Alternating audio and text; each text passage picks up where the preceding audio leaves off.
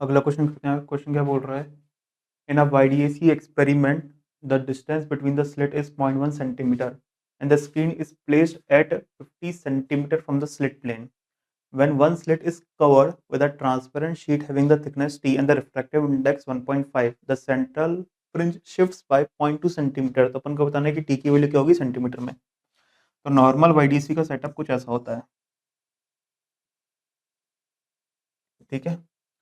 Slits की बीच की दूरी क्या है अपने पास है, स्मॉल टी है, जो कि क्या गिवन है अपने को 0.1 सेंटीमीटर गिवन है, ठीक है। स्लिट प्लेन और स्क्रीन के बीच की दूरी कितनी है, कैपिटल डी है, जो कि कितना गिवन है 50 सेंटीमीटर गिवन है, ठीक है।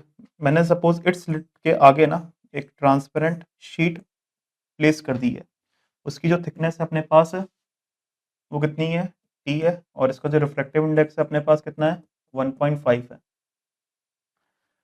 तो मुझे पता है कि जो सेंट्रल फ्रिंज है ना वो अपन की ऊपर की तरफ शिफ्ट हो जाएगी, क्योंकि जहाँ पर सेंट्रल फ्रिंज होगी ना वहाँ पर तुम्हारा जो पाथ डिफरेंस है वो 0 होना चाहिए, तो ये ऊपर की तरफ शिफ्ट हो जाएगी।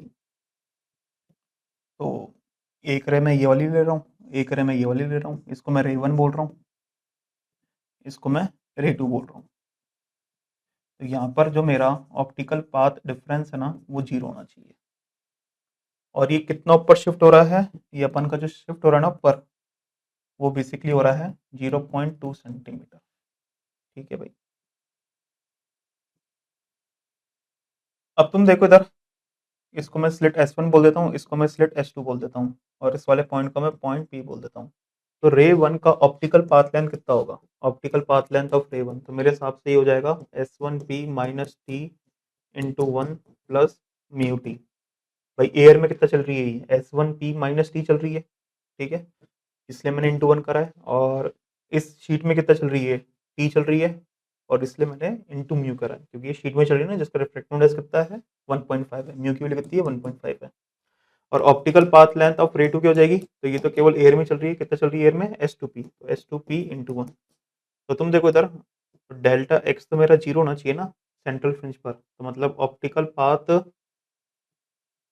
Length of ray 2 is equal to optical path length of ray 1, मतलब S2P is equal to S1P minus T plus mu T. और S2P माइनस S1P किसके बराबर होगा, तो ये तो मैं डायरेक्टली लिख सकता हूँ ना, S2P माइनस S1P, ये तो मतलब ज्योमेट्रिकल लेंथ का डिफरेंस है ना, तो इसको मैं डायरेक्टली लिख सकता हूँ किसके बराबर होगा, small D Y by capital D के, ये तुम्हें पता होगा।